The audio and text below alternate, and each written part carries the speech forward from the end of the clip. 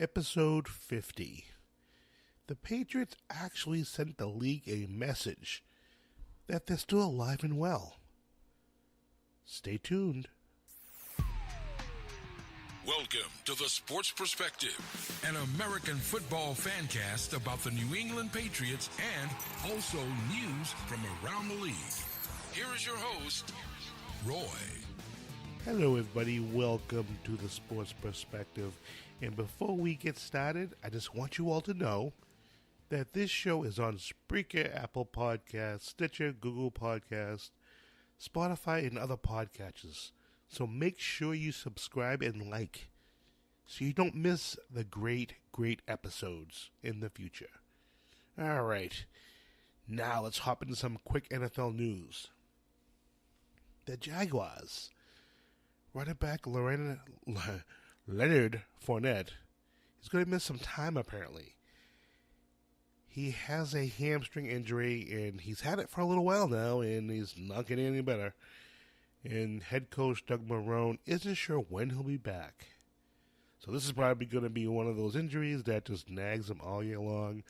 Good luck to him. And how about Earl Thomas? Mr. I'm going to flip you the bird. Apparently, the Kansas City Chiefs were ready to make a deal with Seattle. Of course, that's until he broke his leg. And the sad part of this is he's a free agent next year. Nice. You have to wonder what's going to happen to him now. He's, 31, 32? He almost got traded. So close. You gotta wonder what's going to happen to the poor guy. Broken leg. I believe it's the second broken leg also. So, that could get pretty nasty for anyone who signs him. And Casey almost at him. It was so close in Kansas City, they were freeing up cap space. Can you imagine that? That close to being traded. You gotta wonder what Earl Thomas is thinking now. Well, I guess we know. He flipped his team the bird. But anyway, good old Jamison Winston wasn't riding the bench very long. Apparently, he's going to start against the Falcons. So much for the Ryan Fitzpatrick era. Yep. The god of Tampa Bay came crashing to earth. Head coach Dick Carter said that after the game Sunday, Winston is a guy who will be here way longer than me and needs to be playing football. Now, this was per Rick Stroud of the Tampa Bay Times. Holy Jesus. By those comments, you would think that Winston's going to be the savior of the organization. No way. That is not going to happen. No way that's going to happen. And for the head coach to say that he'll be here longer than me, yep. That's not going to end great, is it? Nope. No, it is not. And how about the Cleveland Browns? Yes, they lost to the Raiders, but they're not the same old Cleveland Browns this year. Can you imagine that? Take that in for a minute. Take that in. They're not the same Cleveland Browns. They seem like a team that wants to play hard, wants to win games, wants to hit somebody. Interesting. They want to play football. They are actually fun to watch. Yes, I said it. Fun to watch. And if you haven't watched them, check them out. You're missing something. They're pretty good. And then again, speaking of pretty good or not so, what the heck's going on in Pittsburgh? Is it me or do they seem different this year? Well, at least different so far this season. Is it because Le'Veon Bell's out? Is that the reason? He's not there, so that's a big gaping hole. Big Bad Ben, who's not in sync with his receivers, definitely has something to do with that. Definitely. I don't know. This could be an off year for Pittsburgh. Off year whereas they might not make the playoffs. Yeah, and I understand that Bell's coming back in a couple of weeks. I get that. But, man, what is he coming back to? And when he gets back, will they be able to rebound and get back on track? That's going to be something to watch. The soap opera in Pittsburgh will continue soon. Oy vey. Good luck if you're a Pittsburgh fan. Now let's get to some Patriots news. I know you're all waiting for this. The big Gronk tweets his ankle. Yeah, he has a little sprained ankle. And if you watched him after the game in the locker room, it didn't look that bad at all. He was walking without a problem, so. Supposedly it's not serious. They pulled him out of the game in the third quarter. And hopefully he'll be ready to go on Thursday. I bet he will be. I wouldn't worry about it unless he does something stupid. It is Gronk, so anything's possible. Right. And speaking of right, how about Josh Gordon? He got a couple passes Sunday. Looked pretty good, right? Made some moves. There was a play on one of his catches where the player tried to arm tackle him. And he just blew through the arm tackle. It's like, man, if this kid can stay off the drugs and the booze, he's something special. So special. And it gives us a glimpse of what the Patriots can be with him. And the great thing is, he said he felt comfortable. Comfortable with Brady in the offense. So there's some promise here. Just hope that God he can keep it together, if nothing else for his own sake. But, like I always say, time will tell. You have to hope for the best for this kid. They say he's a real nice kid. So hopefully he can get his stuff together and just do well for himself. That's the most important thing. And speaking of doing well for himself, Julian Edleman is back in practice this week. And no one's happier than Tom Brady. I guarantee you that. Now with Julian Edelman, Gordon, Sony Michel, and all the other casts around them, will this offense get more explosive now? Could we see something Thursday night? More dynamic? Maybe start running the ball on 3rd and 2?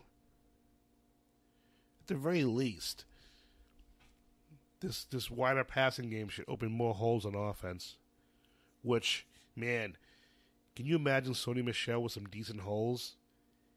Getting into that secondary, he'll be running people over. He's gonna wreck some people this year, I think. Mark my words.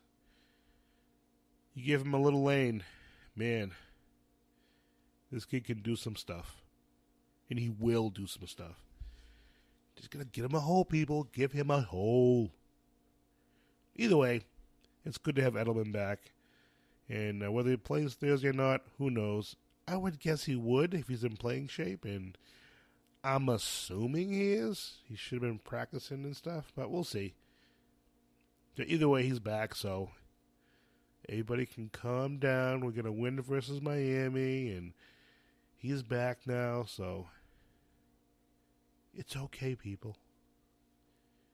And no one who else says it's okay? Robert Kraft, because he got his 300th victory. Congratulations to him. And I believe he's one of the fastest owners in the league to achieve that. That's pretty awesome for an owner who, he's been a key contributor to the league since he's been owning the Patriots. He's been involved in a lot of rule changes and how the league's being run. So, congrats to him. And here as the Patriots fans, we have to love that he got his 300th victory, and this is a team that almost left. They almost left for St. Louis. And because of him, he saved us from not having a football team. So, congrats to Robert Kraft winning his 300th victory. Pretty amazing. Now, the Patriots are playing a game Thursday night, and because of that, there's an injury report that came out yesterday. And I'm going to give you guys all the injured players. So, Gronkowski, see that fast 5 times. He's got an ankle injury. Defensive tackle Adam Butler has a knee tweak. Josh Gordon, hamstring. Defensive end Geno Grissom, an ankle injury. Tight end Jacob Hostetler, the quarterback. Jacob Hollister, chest injury. Linebacker Brandon King, didn't know he was even still here. He has a foot injury. And Eldon Roberts, linebacker, has a calf injury. And cornerback Eric Rowe has a groin injury. And then finally, defensive tackle Danny Shelton's got an elbow issue. So, after all that fun talk, let's talk about the Pats versus the Dolphins. Or should I say, the Patriots whooping of the Dolphins, 38-7. Now, Brady threw for 274 yards, 3 touchdowns, 2 interceptions. Yeah, Tannehill, 100 yards and 1 interception. That pretty much sums it up right there. Tannehill came back to earth. Dolphins came back to earth. It was a total whooping. Rookie Sony Michel had 112 yards rushing and a touchdown. And his counterpart, Frank Gore, had a measly 41 yards. James White led receiving with 8 receptions for 68 yards and a touchdown. And his counterpart, Stills, was held to 3 receptions for 40 yards. Oh, and you can't forget Cordero Patterson's 55-yard touchdown. But these stats don't even show you how the Patriots dominated the game. And to me, the big thing was defense. They only had 2 sacks, and I was surprised by that. I was really surprised. The way they were getting pressure and getting in Tannehill's face, it just seemed like they had more. Even the quarterback hits, I looked it up and they had 5. Again, I swear they hit him like 1,000,000 times. It seemed like at certain points in the game, Tannehill was running for his life or looking behind him waiting to get whacked. And how about rookie J.C. Jackson? First career interception, correct, congrats to him. But the Patriots just totally dominated Miami. Totally. And I believe they exposed Miami. I didn't think Miami was good 3-0. I don't think they're good 3-1. I don't think Miami will even make the playoffs. And if they do, it's going to be like a 6th seed. They're not that good, everybody. They're not that good. Now, on to another team that I have questions about, actually. The Indianapolis Colts. Yep, they're 1-3 in the AFC South.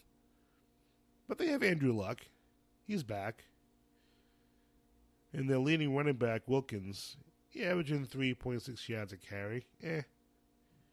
T.Y. Hilton, the top receiver, has 2 touchdowns. But rookie Darius Leonard, remember this name, linebacker Darius Leonard. He has 4 sacks on defense. Wow. 4 sacks for a rookie. He's a rookie, people. 4 sacks already. So that's a person to keep your eye on.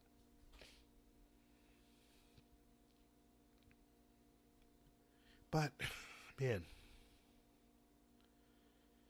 they seem like another average team, like the Dolphins. If the Patriots are healthy, they don't have injuries during the game, they play the game plan, they show up to play, I don't see how the Colts can win this game. I don't see how it happens. Yeah, the Patriots are 2-2, and you still don't know totally what to expect from them. And I get that. And I understand that you have the whole drama with, our coach going over to Indianapolis to be the head coach, and then he backed out, blah, blah, blah. I don't care about that stuff. That's just drama. No need. It should never put in the game at all. But this should be another victory for the Patriots. By Friday morning, the Patriots should be 3-2. They should be 3-2. And I don't think it's going to be a close game. This game might be over by halftime. If our defense shows up, this game could be over by halftime. They can dominate this team. This game could go like the first game of the season. I'm telling you, people, this game could be over by halftime. You might be able to go to bed at halftime knowing full well this game is over. And I'm going to tell you right now, score, Patriots 31, Colts 10. It's going to be a blowout. So, enjoy the game. Go Patriots. Bring home another victory. But that's going to be the show tonight, everybody. If you're listening to this show on Spreaker, like and subscribe. Apple Podcasts, subscribe, rate, and review. Google Play, subscribe. And if you have any questions, comments, or want to give your perspective on what was discussed, you can reach me at Facebook, Roy Brady. Email, sportsperspective17@gmail.com. Twitter, Roy Brady Jr. Everyone enjoy the game Thursday night at 8 p.m. Go Pats.